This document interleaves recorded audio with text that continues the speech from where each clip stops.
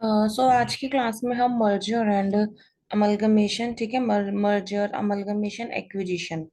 इससे पहले वाली क्लास में हमने रिकंस्ट्रक्शन ऑफ कंपनी स्टार्ट किया था।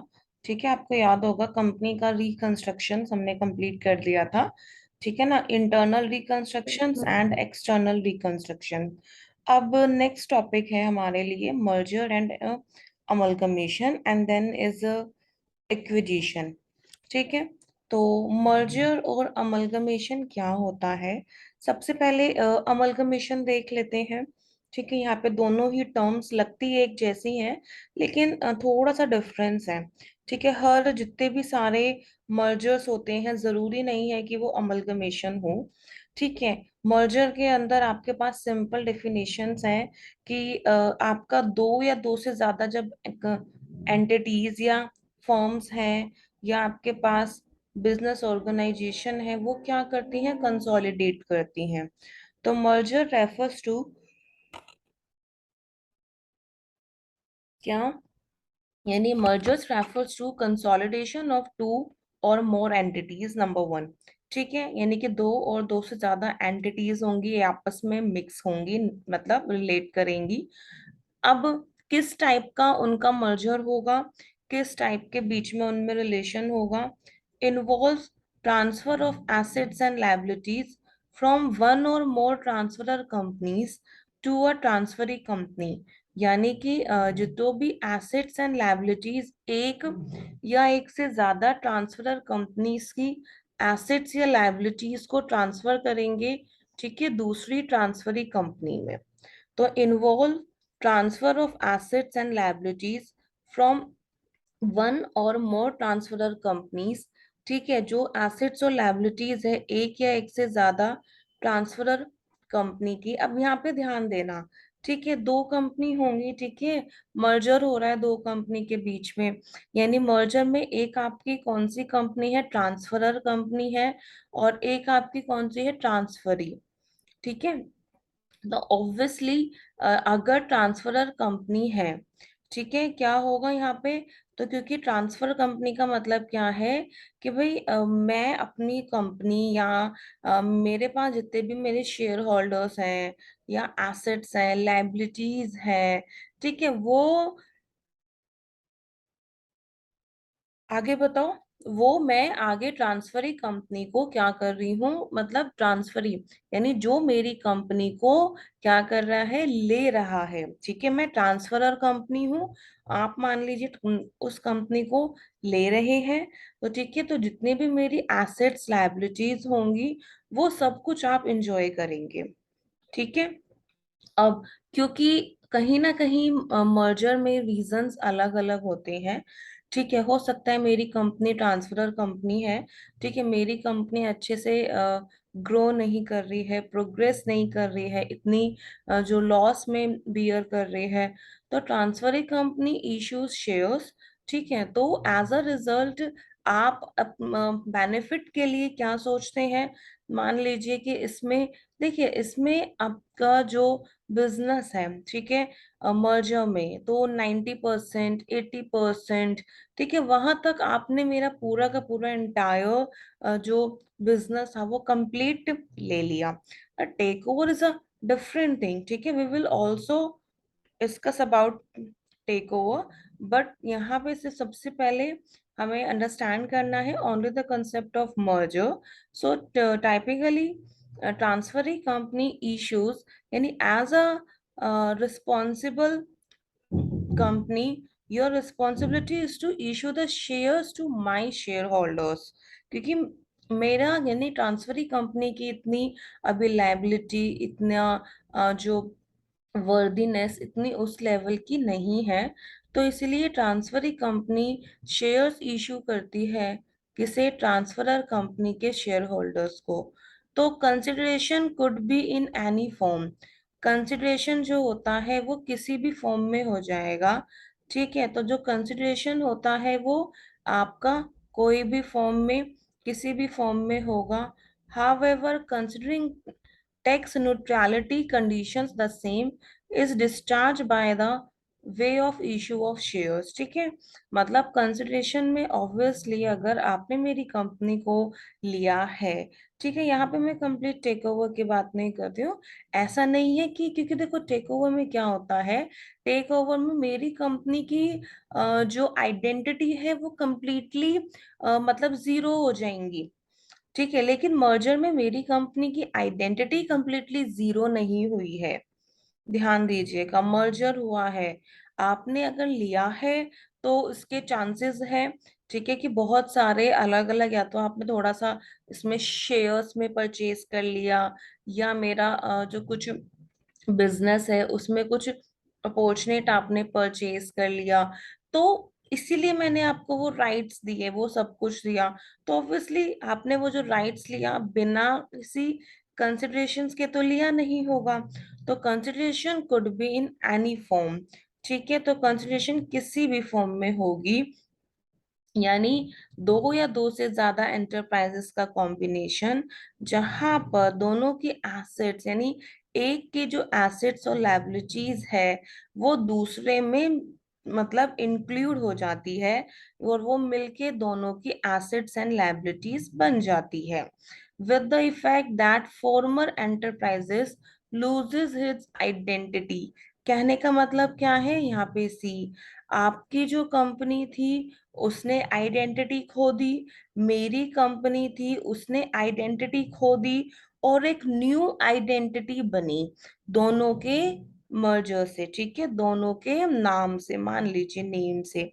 लेकिन acquisition is a different one. Acquisition में अगर आपने मेरी कंपनी को एक्वायर किया है तो यानी यहाँ पर मेरी आइडेंटिटी कंपनी की गायब हो गई, बिल्कुल लूज हो गई, और आपकी चल रही है।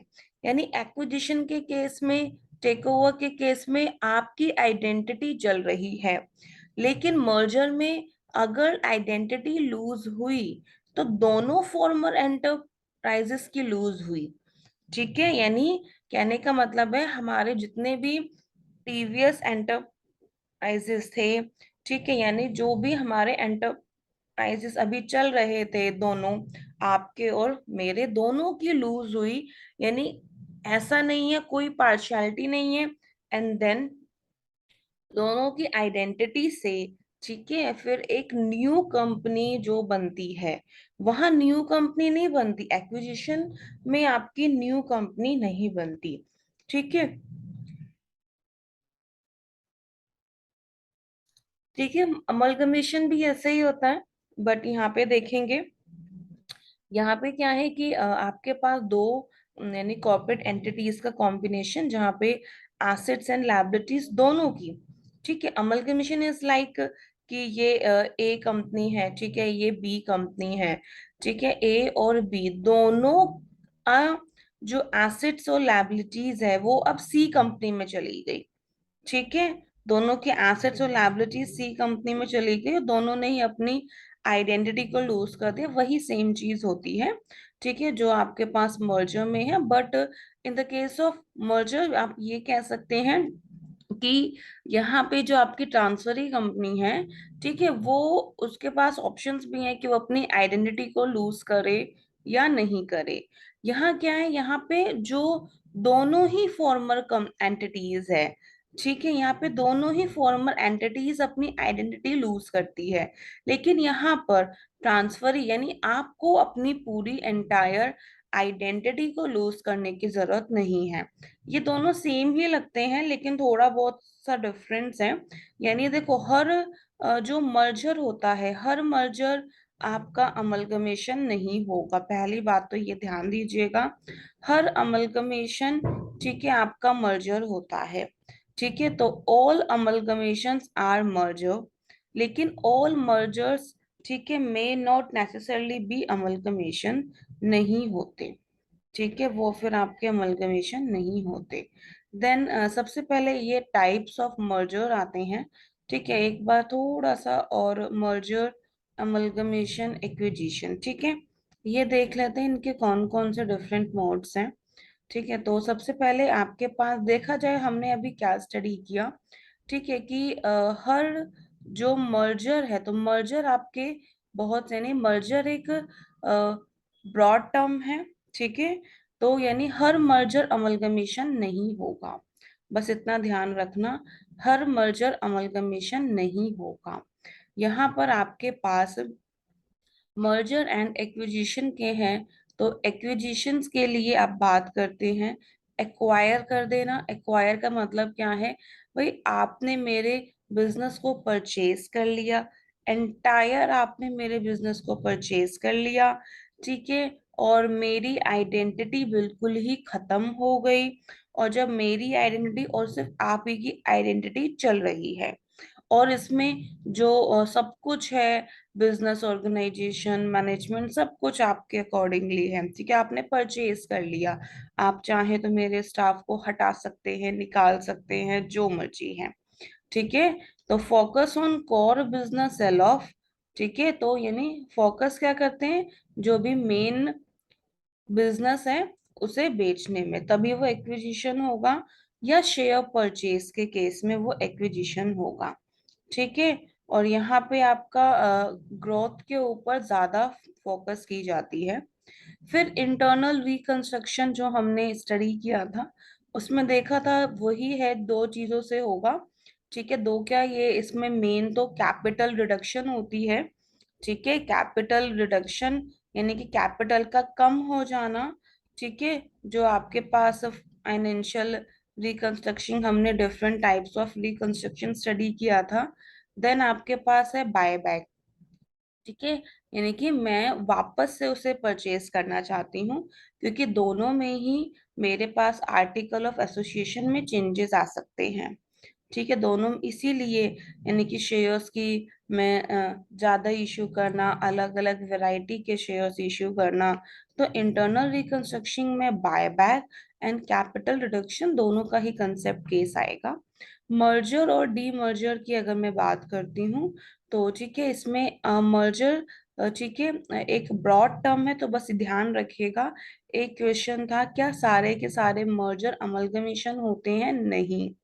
देखो, मर्जर अमलगमेशन, मर्जर में तो क्या है कि हाँ भाई, एक कंपनी है, ठीक है, ट्रांसफर, जो ट्रांसफरर कंपनी है, ठीक है, उसने अपना सारा का सारा एसेट्स लायबिलिटी शिफ्ट कर दिया ट्रांसफरी कंपनी में। इसमें क्या होता है, इसमें अमलगमेशन में दोनों ही, ठीक है, दोनों ही अपनी आइडेंटिटीज लूज करते हैं। बट मर्जर के केस में, ठीक है, जो ट्रांसफरी कंपनी है उसमें आइडेंटिटी लूज हो ये जरूरी नहीं होता, ठीक है। तो इसका मतलब कि अमलगमेशन एक नैरो टर्म है और मर्जर एक ब्रॉड टर्म है। देन आपके लिए क्या है, डी मर्जर। डी मर्जर में तो ऑब्वियसली आप क्या करते हैं, सिर्फ मतलब अपने आप को अलग कर लेते हैं उनसे, ठीक है। तो ये इसके टाइप्स हमने स्टडी किए, बेसिक कंसेप्ट स्टडी किया। तो ये जो चीजें ये आया आती हैं एग्जाम पे, एग्जाम में ये क्वेश्चन आया हुआ है। रिवर्स मर्जर भी, ठीक है, कॉन्ग्लोमेरेट मर्जर भी, हॉरिजॉन्टल एंड वर्टिकल मर्जर भी। तो टाइप्स ऑफ मर्जर, सबसे पहले मर्जर्स के लिए डिस्कशन करते हैं, ठीक है। एक होता है को जेनेरिक। को जेनेरिक मीन्स कि सेम इंडस्ट्री के बीच में हुआ है, इंडस्ट्री इज द सेम, जैसे industry is the same like steel की इंडस्ट्री है, तो दोनों ही मतलब, ठीक है, आपका जो एक्टिविटी है वो अलग हो सकती है, मेरी एक्टिविटी अलग हो सकती है, but industry is the same, ठीक है। मान लीजिए आपने यूटेंसिल्स में काम कर दिया, और मैंने स्टील के आपने यूटेंसिल्स में किया, और मैंने स्टील की, जैसे मान लीजिए कोई भी शो पीस टाइप में, ठीक है, उसमें मैंने इन्वेस्टमेंट किया, तो बिकॉज हमारी इंडस्ट्री सेम है, तो इसे बोलते हैं को जेनरिक मर्जर, ठीक है। इसको क्या बोलते हैं, इसे बोलते हैं को जेनरिक मर्जर। तो merger take place between companies operating in a same industry. अब अब यहाँ सेम इंडस्ट्री तो हो गया क्लियर। नेक्स्ट क्या है, मान लीजिए बिजनेस एक्टिविटीज आप भी यूटेंसिल्स में कर रहे हैं, और मैं भी यूटेंसिल्स में कर रही हूँ, बस सिंपल सीधी सी बात है, दोनों का एक, दोनों का, ठीक है। अब क्या होगा इस केस में, आपके ऊपर, ठीक है ना, मेरे ऊपर उतना उस लेवल का बर्डन नहीं पड़ेगा। लाइक जो ट्रांसफरी कंपनी है, जो आप मेरे बिजनेस को ट्रांसफर कर रही हैं, उस केस, ठीक है, आप मेरे बिजनेस को सॉरी ले रहे हैं, तो आपको इतना भी बहुत ज्यादा बर्डन नहीं पड़ेगा। ठीक है, आपको उसमें जितने भी रॉ मटेरियल्स ये सब हैं मिल जाएंगे। क्लियर हुआ? तो फर्दर क्लासिफिकेशन है हॉरिजॉन्टल मर्जर। तो merger take place between companies engage in same business activities.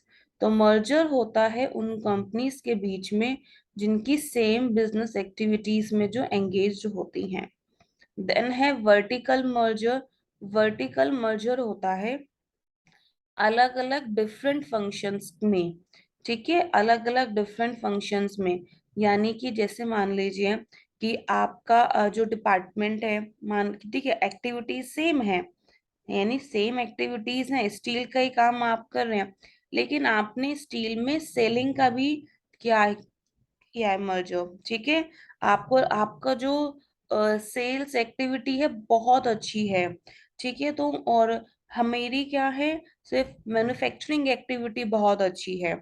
यहाँ क्या था, यहाँ पे हर, यानी कि सब कुछ कंबाइन हो गया। ठीक है, मेरा प्रोडक्शन लेवल, आपका भी, ठीक है, मार्केटिंग लेवल, दोनों का भी सब कुछ कंबाइन हो गया। लेकिन यहाँ हमने सब कुछ कंबाइन नहीं किया, सिर्फ वर्टिकल। वर्टिकल, वर्टिकल माने इन अ स्ट्रेट लाइन। एक स्ट्रेट लाइन का मतलब क्या है कि, ठीक है, आपका जो मार्केटिंग था, ठीक है, फंक्शन मैंने उसके साथ मर्ज कर दिया। तो यानी प्रोडक्शन में अपने ही कर रही हूँ, ठीक है, अपने ही अकॉर्डिंगली मैनेज कर रही हूँ। सिर्फ मार्केटिंग की, उसको सेल आउट करने की आपकी हेल्प ले रही हूँ, जो कि आप उसमें से कुछ शेयर्स एंजॉय कर रहे हैं, ले रहे हैं। तो उसे बोलते हैं वर्टिकल। तो यहाँ पे देखिए, तो ये कैसे भी हो सकता है वर्टिकल में, कि आपका प्रोडक्शन से सेल्स डिपार्टमेंट में भी हो सकता है। तो merger takes place between companies operating in a same industry. ठीक है, मर्जर टेक प्लेस होता है उन कंपनीज के बीच जो कि सेम इंडस्ट्री में ऑपरेट होती हैं। तो मर्जर क्लासिफाइड करता है हॉरिजॉन्टल मर्जर, यानी कि जो सेम बिजनेस एक्टिविटीज में कंपनीज एंगेज हैं उनके बीच होगा। फिर है वर्टिकल मर्जर। वर्टिकल मर्जर जो होता है सेम बिजनेस एक्टिविटीज में अलग अलग डिफरेंट फंक्शंस में जो एंगेज होंगे। देन है कॉन्ग्लोमेरेट मर्जर। क्या होता है कॉन्ग्लोमेरेट? तो अलग टर्म है, यहाँ सेम इंडस्ट्री था, तो यहाँ डिफरेंट इंडस्ट्री के बीच में कंपनीज में मर्जर होता है। और ये मर्जर मैं ये कहूंगी कि सबसे अच्छा है आप जेनेरिक मर्जर करें। और जेनेरिक मर्जर में भी मैं अगर प्रेफर करूं, तो सबसे पहले आप एनालाइज कीजिए कि आपके कौन से फंक्शन में आपकी वीकनेस है। ठीक है, तो वर्टिकल मर्जर ज्यादा बेस्ट है, ठीक है, बजाय कि हॉरिजॉन्टल मर्जर से।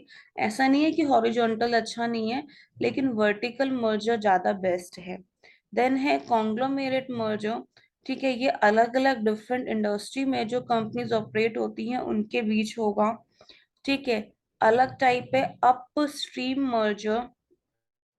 ठीक है, अब सिंपल है, सब्सिडरी थी, जैसे आपको पता है होल्डिंग एंड सब्सिडरी है। ठीक है, ये होल्डिंग कंपनी है, ये इसकी सब्सिडरी कंपनी है। कंपनी तो अलग अलग होती है ना, ठीक है, सब्सिडरी अलग है, होल्डिंग अलग है। हमने होल्डिंग एंड सब्सिडरी का कंसेप्ट किया है, उसमें बस फर्क क्या होता है कि वो उसे, ठीक है, होल्डिंग, ठीक है, उसके जो नंबर ऑफ, यानी कि कुछ शेयर्स है उनमें इक्विटी शेयर्स में इन्वेस्ट कर लेती है। ठीक है, उनकी जो पॉलिसीज ये सब है होल्डिंग कंपनी के अकॉर्डिंगली होती है। लेकिन अब यहाँ क्या है कि अब सब, आई मीन अपस्ट्रीम, यानी अपस्ट्रीम मर्जर का मतलब क्या है कि जो सब्सिडरी कंपनी है ना, वो जाके अपनी पेरेंट कंपनी से ही मर्ज हो गई।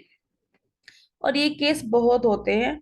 पहले होल्डिंग और सब्सिडरी होती है, ठीक है, पहले सब्सिडरी अपने आप को रिवाइव करने की कोशिश करती है कि हो सकता है कि वो रिवाइव हो जाए, लेकिन अगर जब कंडीशंस ऐसी होती है कि वो रिवाइव नहीं हो सकती, तो सब्सिडरी कंपनी पेरेंट कंपनी के साथ मर्ज हो जाती है।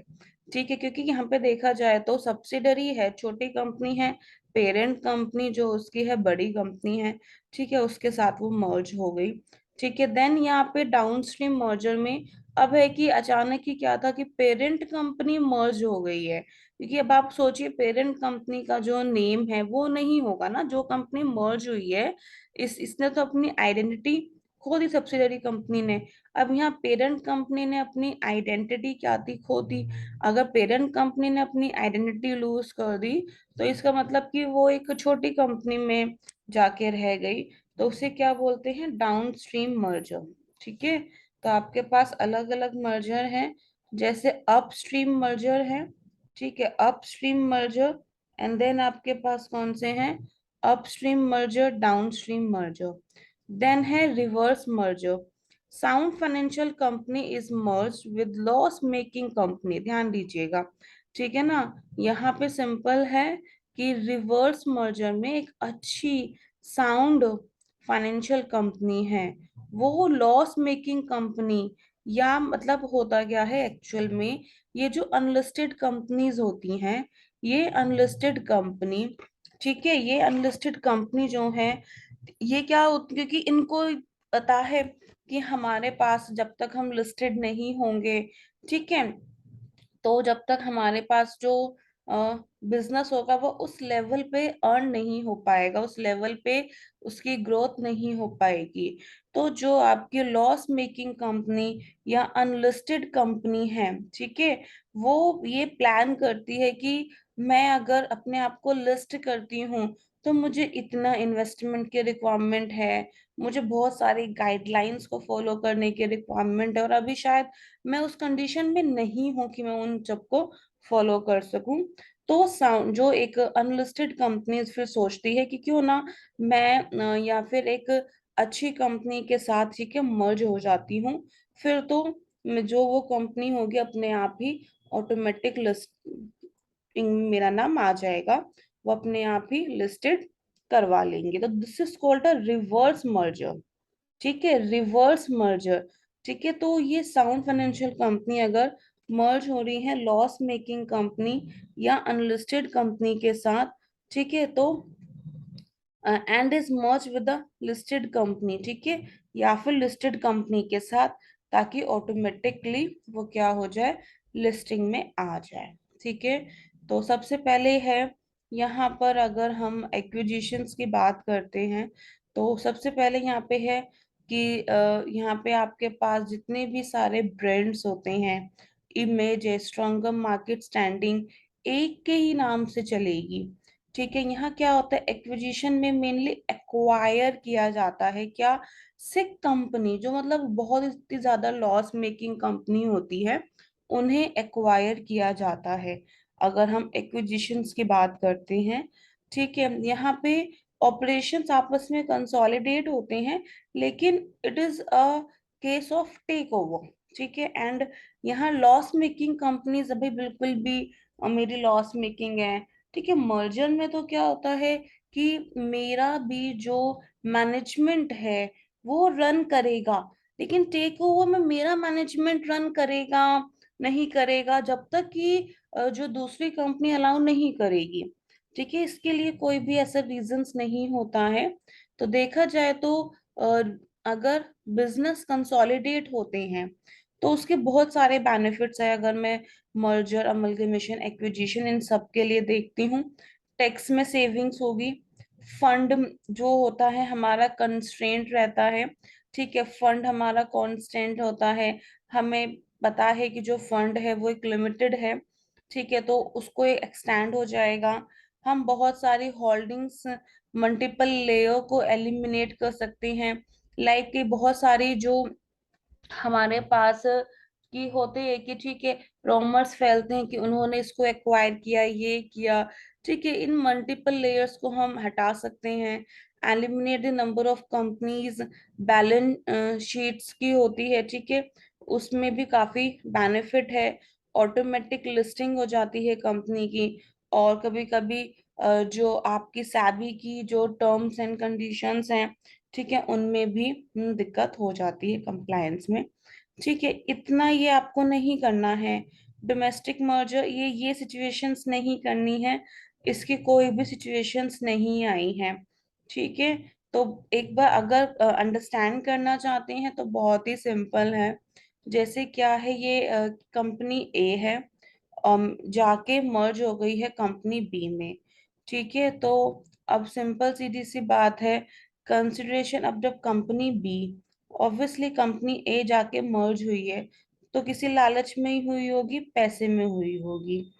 ठीक है, अब वो क्या दिया गया है, कंपनी, ठीक है, इसे इन्हें, अब क्योंकि इनको लॉस हो रहा था थोड़ा बहुत, मैं यहाँ पे बहुत ज्यादा सिक कंपनी नहीं है, जब ये बिल्कुल ही मतलब प्रोग्रेस, मतलब जब मर्जर का सिचुएशन नहीं रहती ना, तब एक्विजिशन होता है। वरना सब सोचते हैं कि ठीक है हम मर्ज हो जाते हैं, हमारा मैनेजमेंट तो है, हमारे शेयर होल्डर्स तो बचेंगे, सब कुछ तो बचेगा, लेकिन ठीक है जब होती है कि बहुत ज्यादा सिकनेस हो गई है, सब लोग छोड़ छोड़ के जा रहे हैं, ठीक है, किसी को भी उसके ऊपर क्या है, फेथ नहीं है, जब ऐसी कंडीशंस होती हैं तब आपका एक्विजिशन होता है।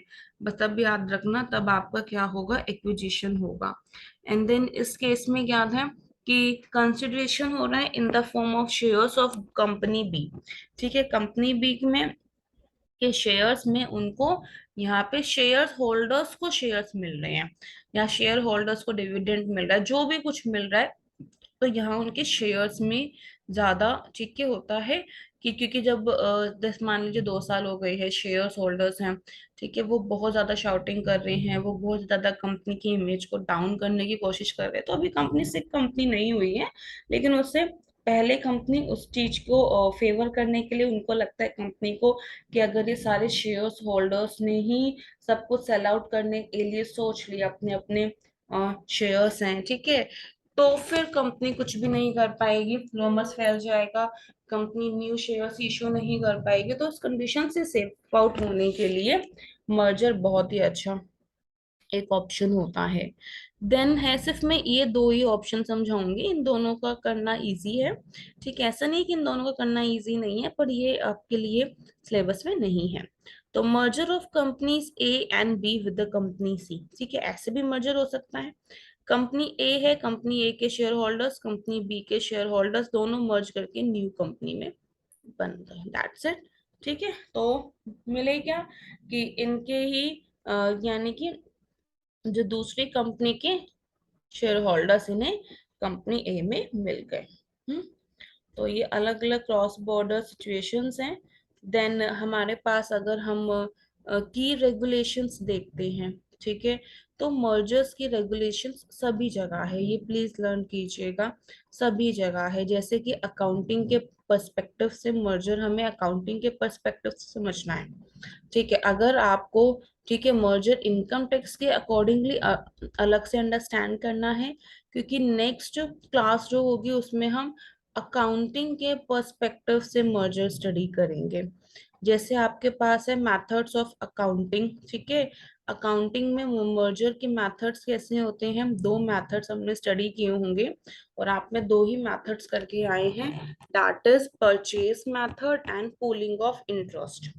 ठीक है, तो purchase method and pooling of interest, जैसे पूलिंग ऑफ इंटरेस्ट में, जैसे लाइक मैंने फील किया कि अच्छा यार, ये जो मेरे पास जो रॉ मटेरियल्स है ना, ये बहुत ही एक्सपेंसिव, बहुत ही महंगे मिल रहे हैं, इतने में तो मैं डबल आउटपुट को, ठीक है, बना लूंगी, पता नहीं ये कंपनी कहाँ से अपना रॉ मटेरियल लेती है, तो मेरा एक इंटरेस्ट है, इसकी वजह से भी मर्जर हो सकता है कि लाइक मैंने एक बेनिफिट के लिए करना चाहा। तो अकाउंटिंग के पर्सपेक्टिव से, तो आपके पास क्या है, pooling of interest and purchase method. ठीक है, देन कंपनीज एक्ट के अकॉर्डिंगली आपको देखना है कि जब कभी आप, क्योंकि सबसे पहले कंपनीज एक्ट ये बताता है ना कि दोनों का मर्जर कैसे होगा, कौन कौन से प्रोविजंस होंगे, होगा भी या नहीं, तो सबसे पहले वो यही बताता है, ठीक है, कि हाई कोर्ट का अप्रूवल होगा, ठीक है, approval of share holders and creditors के भी अप्रूवल लेना पड़ेगा, भाई वो होना चाहते हैं या नहीं, ऐसे ही आप जबरदस्ती शेयर होल्डर्स के साथ नहीं करेंगे। एंड पोस्ट इम्प्लीमेंटेशन, यानी कि आप किस तरीके से बाद में कंपनी को रन करेंगे, वो सब कुछ डिस्कस करना होगा। ठीक है, तो ये अकाउंटिंग बाद में होती है, आपको पता है, सबसे पहले आपका कंपनीज एक्ट ही आएगा, ठीक है, क्योंकि सबसे पहले कंपनीज एक्ट के अकॉर्डिंगली करना पड़ता है। लेकिन उससे भी अ, पहले हमें देखने पड़ते हैं स्टैंप ड्यूटी, शेयर्स को वैल्यू करना, ठीक है, इंडियन स्टैंप ड्यूटी से और जो स्टैंप एक्ट के अकॉर्डिंगली हम सही है नहीं, इमूवेबल प्रॉपर्टी को किस तरीके से वैल्यू करेंगे, इससे भी पहले आपकी स्टैंप ड्यूटी आती है, ठीक है। तो सेट ऑफ स्टैम्प ड्यूटी को सेट ऑफ करना, एंड देन आपके पास, ठीक है, बहुत सारे अलग अलग है, सेबी के हैं, ठीक है, सेबी में क्या है कि कौन कौन से शेयर्स आपको लिस्टिंग करने हैं न्यू कंपनी में, ठीक है, स्टॉक एक्सचेंज अप्रूवल्स हैं या नहीं, टेक ओवर के इम्प्लीकेशंस, देन फाइलिंग कॉम्प्लिकेशंस, ठीक है, एंड देन कंप्लायंस, ठीक है, फाइलिंग कंप्लायंस, इनकम टैक्स में टैक्स की neutrality, applicability of tax exemptions है नहीं, कहाँ कहाँ पे टैक्स मिलेगा, आपको चार्ज करना है, टैक्स क्रेडिट, ये तो जब आप लोग इनकम दोनों मर्जर हो जाती है, अकाउंटिंग भी हो जाती है, तो बिल्कुल लास्ट का स्टेप होता है जब, ठीक है, प्रॉफिट्स आते हैं तब उसमें से आप इन्हें जज करेंगे, एंड देन एक्सचेंज कंट्रोल, कि शेयर्स अगर आप दूसरे नॉन रेजिडेंट को इशू कर रहे हैं तो उसके लिए आरबीआई के अप्रूवल, ऑटोमेटिक रूट्स, तो एफडीआई मतलब कि आप दूसरे जगह पे इन्वेस्टमेंट कर रहे हैं, फॉरेनर्स में, नॉन रेजिडेंट में, एनआरआई में, तो वो एक्सचेंज कंट्रोल के अलग अपने रूल्स हैं। इसके अलावा भी आपके पास जैसे competition act, indirect tax accounting, जहाँ जहाँ रिक्वायर्ड है, तो सभी ना कहीं मर्जर्स का जो रिएक्शन है वो हमें सभी में देखने को मिलेगा, ठीक है।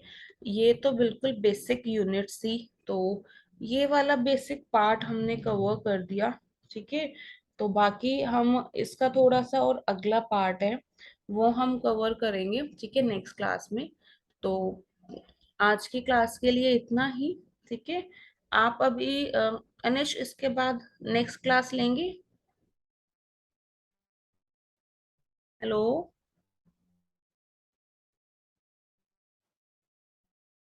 हेलो?